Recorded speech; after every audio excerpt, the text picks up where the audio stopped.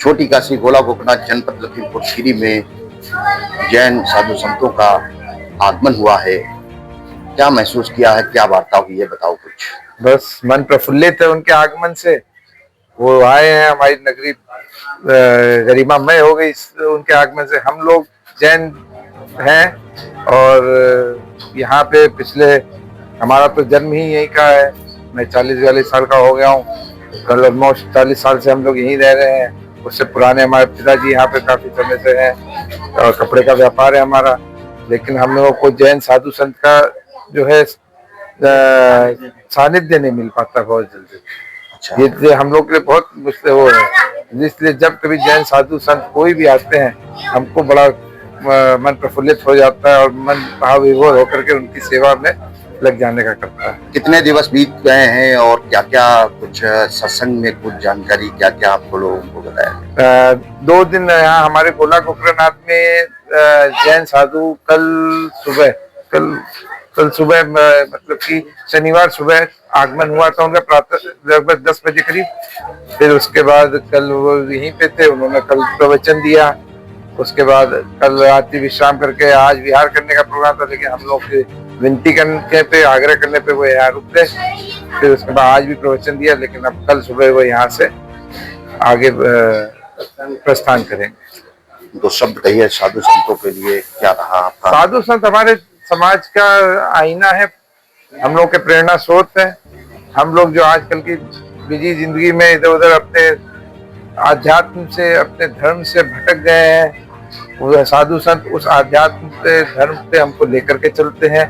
वो हमारे गुरु की तरह है। जैसे गुरु भटके हुए शिष्य को अपने रास्ते पे लेके आता है, वैसे ये हमारे साधु संत हमारे समाज का आईना है। हम लोग को अपने नैतिक मूल्यों का आधार बताते हैं, उनकी जरूरतें बताते हैं, पारिवारिक सांसारिक सब जरूरतों के बारे में बताते हैं। छोटी काशी गोला गोकर्णनाथ जनपद लखीमपुर खीरी में जैन साधु संतों का आगमन हुआ है। क्या अनुभव रहा है, क्या वार्ता हुई है? उनके आने से हमारे हर्ष उत्साह इतना बढ़ गया। मैं उनको विनती करने लखीमपुर भी गया, मेरी विनती स्वीकार उन्होंने की और उन्होंने गोला आने का विनती स्वीकार की और उन्होंने हमें इससे धर्म लाभ का लाभ दिया। मैं बहुत अपने आप को धन्य समझता हूँ।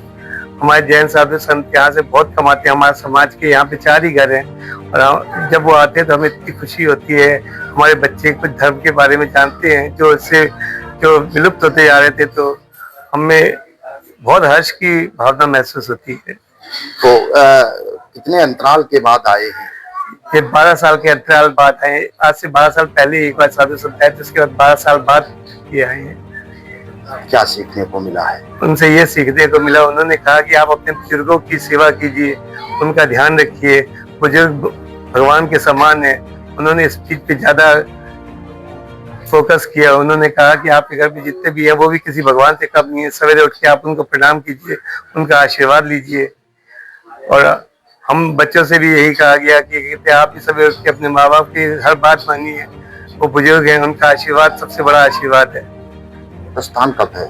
उनका प्रस्थान कल प्रातः सुबह 5 बजे से है। इनका चौमासा दिल्ली में है। अभी यहाँ से अहि क्षेत्र जाएंगे, अहि क्षेत्र के दर्शन करके ये दिल्ली पैदल जाएंगे और ये दिल्ली 7 जुलाई को पहुंचेंगे। जैन साधु संतों का आज यही पर विश्राम है। कैसा महसूस कर रहे हैं और क्या प्रेरणा मिली है? बहुत अनुभूति हुई है। उनके आने से मन प्रफुल्लित हो गया बिल्कुल एकदम। मतलब हम लोग जब से यहाँ पे, मैं तो जब से यहाँ पे हूँ, मैंने एक ही बार संतों का यहाँ पे आगमन हुआ है गोला में।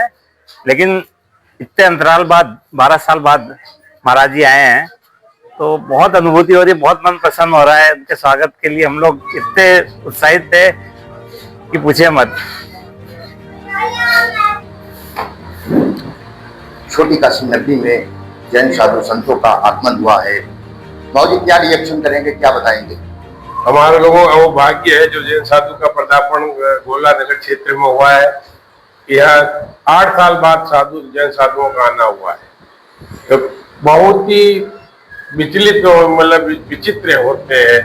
हम लोग तो खैर जैन है, जो अजैन जो जानते हैं वो भी उनके बारे में काफी दर्शन लेने के उत्सुक रहते हैं। कि जैन साधु कैसे होते हैं, कैसे पैदल चलते हैं, क्यों मतलब ये क्या क्या आज के युग के अंदर लोग सब हवाई जहाज से, बाई ट्रेन से, बाई कार से, और ये पैदल क्यों चलते हैं? इस उत्सुकता, इनका त्याग बहुत बड़ा होता है, मतलब अपने आप में त्याग है। बाकी तपस्या तो करते ही करते हैं।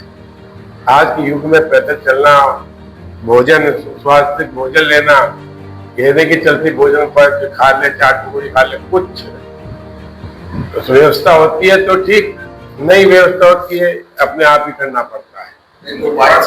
ये नहीं, उपवास करना पड़ता है।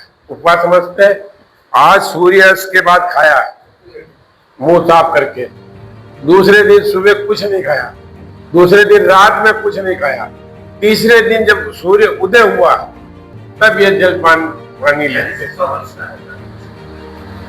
तो उसको कहते हैं उपवास।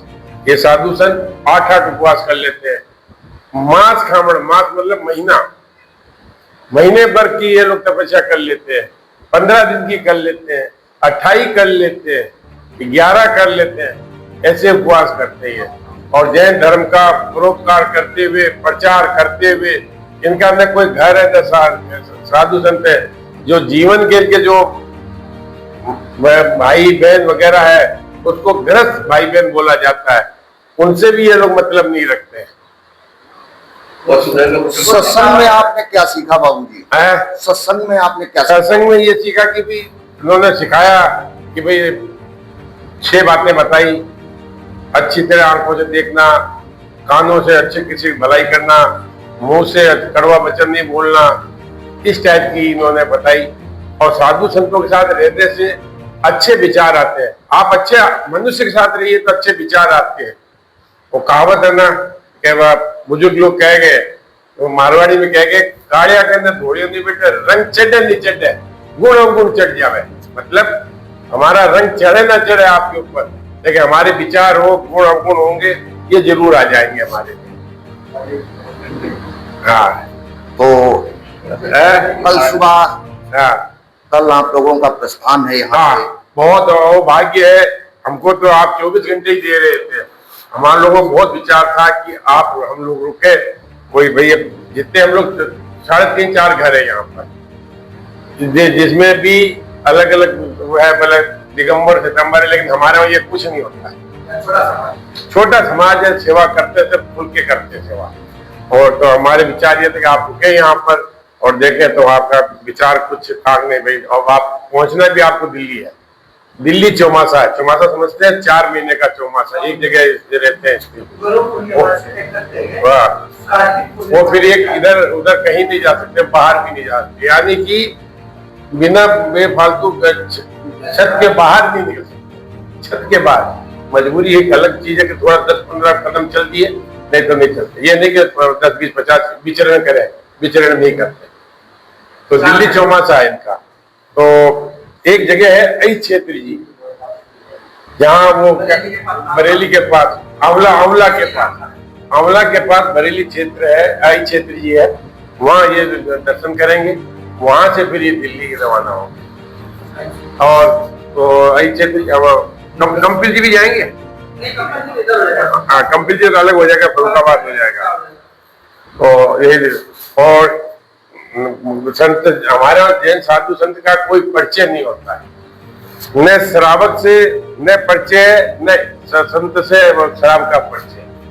श्रावक सुनता है कि जैन साधु आए, वो ओतप्रोत हो जाता है, हो जाता है कि साधु हमारे यहाँ आए। और जो सेवा कर मिलती तन मन से, और किसी तरह से कोई भी धर्मला भी हमको देखे जाते, इनके पैर ही घर में पड़ते हैं ना।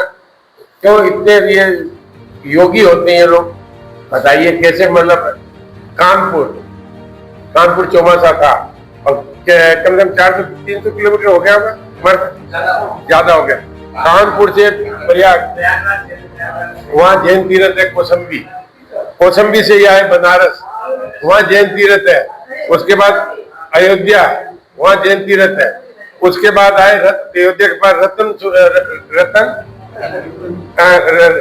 हम दर्शन किए हुए, रतनपुरी है, वह धर्म धुरंधर जी है, मंदिर बहुत बढ़िया बनाया, नित्यानंद जी ने बनाया। वहां से, और वहां से फिर ये बहराइच श्रावस्ती जैन तीर्थ बहुत बड़ा है। हाँ, वहाँ संभवनाथ भगवान का है। कितने कल्याणक है सर? 4 कल्याणक है। 4 हमारे जो 24 तीर्थंकर 24 भगवान है, संभवनाथ भगवान, वहाँ 4 कल्याणक है। वहां से होते हुए बहराइच, नानपारा और लखीमपुर खीरी।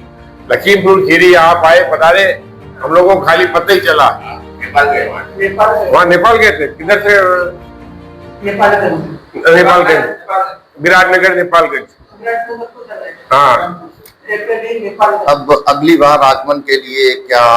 देखिए, विनती कर सकते हैं, बाकी ये सब प्रोग्राम लेके चलते हैं। इनका अगर किसी तरह का अगर विनती हम करेंगे, भाई पता रही है यहाँ चौमासा कराना है, तो हमें साल भर पहले बताना पड़ेगा। जैसे इनका फरमान किया हुआ चौमासा दिल्ली करना है, तब दिल्ली करके अगर हमारी भावना है और हमारा कहने का विचार है, तो ये जो हम कहेंगे तो आप डिक्लेयर नहीं करेंगे। इनके बड़े जो गुरु महाराज है, जो हेड ऑफ डिपार्टमेंट है, वो डिक्लेयर करेंगे कि अच्छा भाई 2 इधर रहेंगे, 2 इधर रहेंगे, 4 उधर रहेंगे, सब वहीं से होगा। तो इनसे अगर कांटेक्ट आप लोगों से किया जाए तो किस तरीके से? कोई मोबाइल? हाँ, तो फिर ये जैसे आपने आपसे कांटेक्ट यहाँ पर कर रहे हैं, और ये आप वहां पर रखेंगे भी गोला गोकर्णनाथ में श्रावक लोग कह रहे हैं, तो वहाँ जो इनके हेड ऑफिस वहां पर है, वहां पर वो फाइनल किया जाता है। देखिए, क्या समाज के लिए कहेंगे? समाज के लिए भाई जैन साधु संत है, साधु तो साधु होता सबके बराबर है। अभी आप भी कहते हैं, चाहे बौद्ध धर्म हो, चाहे सिख धर्म हो, चाहे जैन धर्म हो, चाहे कोई भी धर्म हो, साधु सब समान एक है।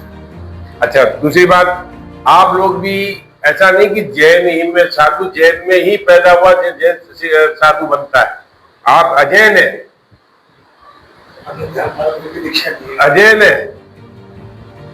साउथ में वो महाराष्ट्र में पाटिल वगैरह होते हैं ना, तो और ऐसे वो आप गुरु महाराज के सानिध्य में आए, और आपको 40-40, 50-50 साल दीक्षा होगी। दीक्षा समझते हैं आप? घर परिवार दीक्षा छोड़ के फिर घर से, पहाड़ से, माँ से, बेटी से, बेटों से, परिवार से, बहनों से कोई मतलब, वो जो इनके बहन भाई है ना, वो गृहस्थ माने जाते हैं। आपकी कोई गृहस्थी नहीं है, आपका कोई रुकने का जगह नहीं है, आपका कोई घर विचार नहीं है, ये कहीं घर नहीं इनका कि जाके वहां रुक जाए। बस, मतलब कोई मतलब नहीं। अगर ये इनका घर है, कोई घर नहीं, समाज इनका घर है, बस समाज इनका, श्रावक लोग की घर है इनके, बस। और साधु संत जितने भी इनके जो गृहस्थ जो गृहस्थ छोड़ के आए, दीक्षा ली है, वो भी इनका घर नहीं है।